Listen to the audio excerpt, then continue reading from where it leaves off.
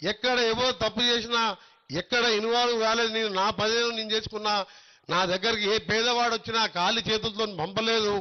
ఇవాళ ఈ స్కూల్ని మా ఆఫీసర్లు, మా డిఈఓతో పాటు అందరూ, మా ఆర్డీఓలు అందరూ ప్రతి ఒక్కరు కూడా దగ్గరుండి కట్టించిండ్రు. లోపలికి పోతే నాకు నేను మొత్తం వైరంగానే చూడాలని లోపలికి పోలే. నిజంగా నాకు చాలా సంతోషం అనిపించింది. ఇవాళ నాకు ఇక పదవుల కంటే ఎక్కువ ఈ స్కూల్ని చూసి దీంట్లో ఆని ముత్యాలను తయారు చేయాలి, ఒక ఐఏఎస్, ఒక ఐపీఎస్, ఒక సైంటిస్ట్ లాంటి వాళ్ళని తయారు చేయాలనే ఆలోచన వచ్చింది నాకు. అన్ని వసతులు పెట్టి ఉట్టిగా వేయదు. అలాగే ఇక్కడున్న ఎంఈఓ గారికి, అలాగే మన గౌరవనీయులైన మా గౌరవ టీచర్ల సిస్టర్స్కు, హెడ్ మాస్టర్ నుంచి కొడితే సిస్టర్స్ టీచర్స్ వరకు చెప్తున్నా, మీ సొంత పిల్లలను కూడా తీసుకొచ్చి జాయిన్ చేయండి. ఫస్ట్ జాయిన్ చేస్తే మీ పిల్లలు కూడా మెరిట్ ఉంటేనే సీట్ వస్తుంది. అందులో మా లీడర్ ఎవరంటే, సార్ మా పిల్లలు నెక్స్ట్ ఇయర్ సీట్ కావాలంటే నాకు తెలియదు, దానికి ఎంట్రన్స్ ఎగ్జామ్ పెడతావు, ఎగ్జామ్ వస్తేనే నీకు ఎంట్రన్స్లో పాస్ అయితేనే నీ కొడుకు సీట్ ఇస్తుందని చెప్పిన. మా బిగ్ టీవీ రమేష్ అడిగిండు, అట్లా ఛాన్స్ లేదు దీంట్లో పైరవులకు అని చెప్పిన. అందుకనే మీరు కూడా ఇంత మంచి ఫెసిలిటీ ఉన్నప్పుడు ప్రైవేట్ స్కూల్లో కూడా ఈ విధంగా లేదు. టీచర్స్ కూడా ప్రైవేట్ స్కూళ్ళ కంటే ఇక్కడనే ఎక్కువ. నారాయణ కాలేజీలకు పోండి, గవర్నమెంట్ కాలేజీకి పోండి, అట్లా అక్కడ ఉట్టి డిగ్రీ చేసిన వాళ్ళు ఉంటారు. ఇక్కడ పిహెచ్డీ చేసి ప్రూఫ్ సర్వీస్ చేసి ఏ ఉద్యోగం రాక లెక్చరర్ ఉద్యోగం చేసిన వాళ్ళు ఉంటారు. ఇక్కడ ఎందుకు పోతున్నా ఎవరికి అర్థమైతలేదు. బట్టి పట్టిస్తే ఎంతో మంది, వందల మంది విద్యార్థులు ఆత్మహత్య చేసుకుంటున్నారు. నాకే ఇట్లా ఛాన్స్ వస్తే తప్పకుండా నేను ఎప్పుడైనా ఎడ్యుకేషన్ మినిస్టర్ అయితే మాత్రం ఈ కార్పొరేట్ స్కూళ్ళన్నీ కూడా బంద్ చేసేది ఖాయం. గవర్నమెంట్ స్కూళ్ళలో చదువుకోవాలి. ఆడు ఎవరైనా పేదవాళ్ళు వస్తారు ఇంటికి. ఇప్పుడు అడ్మిషన్ల సీజన్ వచ్చిందంటే నాకు భయం అవుతుంది. పోయొచ్చిన సార్ నారాయణకు, ఈ బ్రాంచ్కు, చైతన్యకు ఎంతన్నా రానంటే 3 లక్షలు అన్నాడు. అది ఉండేదే 2. ఆయనకు తెలిసి ఇట్లా కోమంటాడు. ఇంకా మనసులో అనగానే 3 పోంటాడు. మనం ఫోన్ చేయగానే సార్ మంచిది సార్ 2కి ఇస్తా అంటాడు. అసలు 2 లక్షలు దాని ఫీజు. చెప్పుడు 3 చెప్తాడు. ఎంత దొంగలంటే వాళ్ళ గురించి ఎంత తక్కువ మార్చాలి అంత మంచిది. నాకు కోపం వస్తుంది. విద్యను అమ్ముకోండి. విద్య వ్యాపారం కాదు. విద్య అనేది నాన్ ప్రాఫిటబుల్. అది యాక్ట్ చట్టం ఉన్నది 25% పేదోళ్ళకి సీట్లు ఇవ్వాలని. ఆ చట్టాలకు తూట్లు పొడిచి ఈ దొంగలు ఇవాళ కార్పొరేట్ పేదవాళ్ళను దోసుకుంటున్నారు. నల్గొండ పట్టణం కలెక్టర్ గారు ఆఫీసర్ల సహకారంతో తప్పకుండా మీరు 3 సంవత్సరాలు కాదు, ఈ 2 సంవత్సరాలే చూడండి. కార్పొరేషన్ ద్వారా నిధులు తెచ్చి ప్రతి పేదవాడికి ఇల్లు కట్టించే కార్యక్రమంతో పాటు, ప్రతి డ్రైనేజ్ వ్యవస్థతో పాటు పూర్తి తెలంగాణలో 12,000 కోట్లు ఒకటేసారి ఇవాళ ఫిబ్రవరి 7వ తారీఖు హైబ్రిడ్ యాన్యుటీ మోడల్ కింద టెండర్లు పిలుచుకున్న నా డిపార్ట్మెంట్లో 12,000 కోట్లు ఆర్బీఐ గ్యారంటీతోని. కాంట్రాక్టర్లు భయపడితే నీకు ఆర్బీఐతోని క్యాబినెట్లు, మేడారంలో క్యాబినెట్లు అప్రూవ్ చేయించిన ముఖ్యమంత్రి గారు చెప్పగానే క్యాబినెట్లో పెట్టిండు. కాంట్రాక్టర్కు నెల బిల్లు వచ్చే విధంగా. ఇక్కడ దేవరకొండ రోడ్డుకి వెళ్ళి మన కనగల్లు, మరిగూడెం, మన మాల్ వరకు, దేవరకొండ వరకు, అక్కడి నుంచి దిండి వరకు కూడా 4 లేన్ రోడ్డు పెట్టిన 200 కోట్లు. చిట్యాలకెళ్ళి భువనగిరికి 4 లేన్కు 180 కోట్లు పెట్టిన. ఇవన్నీ కూడా వచ్చే వారం 10లో టెండర్లు ఉన్నాయి. అట్లా తెలంగాణ మొత్తం కూడా పెట్టినాం. నాది ఒకటే కోరిక, మీ అందరూ కూడా మీరెక్కడ పిల్లలున్నా, ఎక్కడ పేదవాడున్నా చదువుకుంటారంటే మీ చేతులంతా సాయం చేయండి. ఒక కోమటిరెడ్డి వెంకటరెడ్డి ఒక్కడే చేసేది చాలదు. మనము మన భార్య పిల్లలు బాగున్నప్పుడు పక్కింట్లోనూ, మన గల్లీలను, మన ఇంటి పక్కకు, మన ఊర్లోనూ ఈ పేదవాడు ఉంటే ఓ 1000 రూపాయలు ఇచ్చి సాయం చేసి చదివిస్తే పోయేది ఏం లేదు. అందుకనే నేను ఎప్పుడు కూడా ఒకటే కోరుతా, నేను సమాజంలో ఉన్న పేదవాడిని అంటే ఒక ప్రభుత్వం ఒక్కటే ఇంత పెద్ద దేశంలో పైకి రాలేదు. నీ డబ్బులు దాచుకొని ఇన్కమ్ ట్యాక్స్ వాళ్ళకి లంచాలు ఎత్తుకుంటా, నువ్వు వెనక కొట్టుకుంటా, ఇంత కష్టపడే బదులు నువ్వు పిల్లల్ని దగ్గర తీసుకొని పేదవాడిని చదివిస్తే ఇంత పుణ్యం వస్తుంది, ఆ పేద కుటుంబం కూడా బాగుపడుతుందని చెప్పి. అందుకని ఈరోజు ప్రకాశం బజార్లో వెలిచిన ఈ స్కూల్లో జరిగే విద్యార్థికి వచ్చే సంవత్సరం 500 కెపాసిటీ, 500 వరకు విద్యార్థులను తీసుకుంటూ ఇంకా ఎక్స్పాన్షన్ కావాలంటే పక్కకు కూడా 2 క్వార్టర్లు నార్ డిపార్ట్మెంట్లో ఉన్నాయి కాబట్టి అదేం పద్ధతి. నీ ఒక సంతకం పెడితే ఆ 2 క్వార్టర్లు కూడా ఖాళీ అవుతాయి. దానికి కూడా కూడా అవసరం ఉంటే స్ట్రెంత్ పెరిగితే అక్కడ కూడా కట్టిస్తాం. కానీ ఫస్ట్ ఇక్కడ 1-2 ఇయర్స్ రిజల్ట్ చూస్తాను నేను.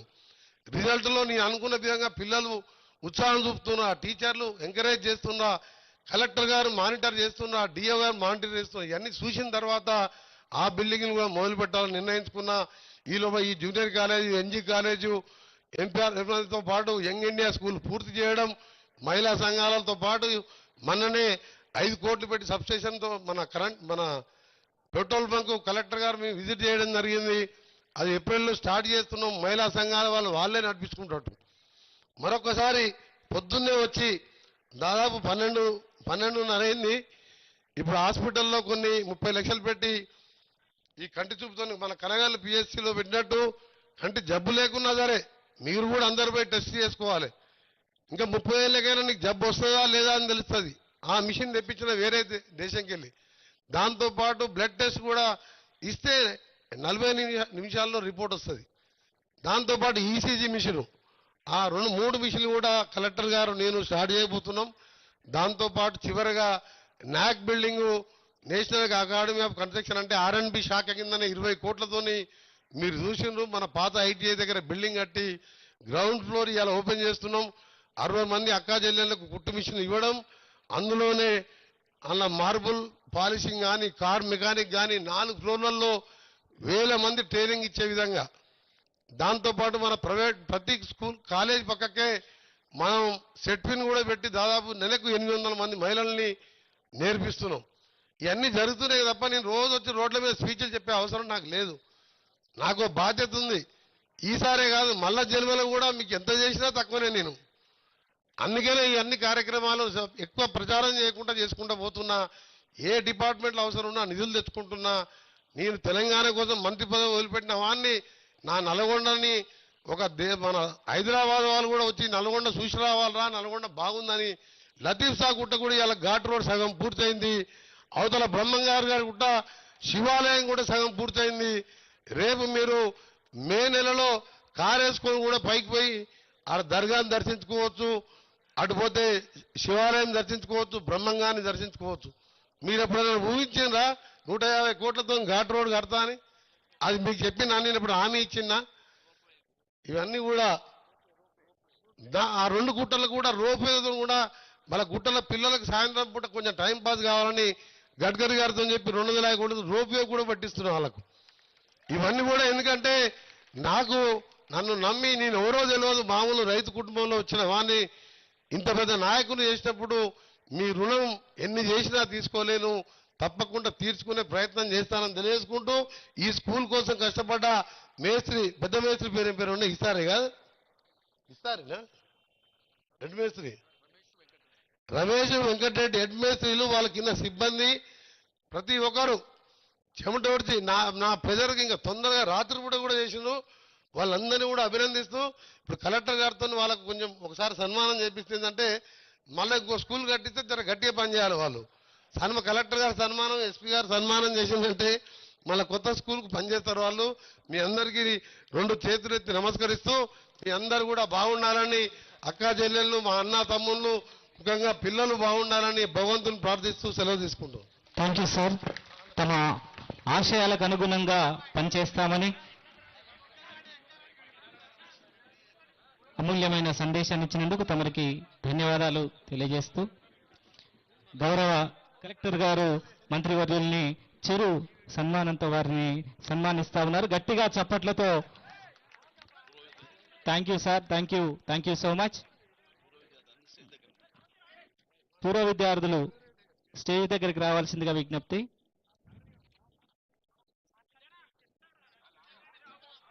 గట్టిగా చప్పట్లతో కృతజ్ఞతలు తెలియజేద్దాం గౌరవ మంత్రివర్యుల గారికి. పూర్వ విద్యార్థులు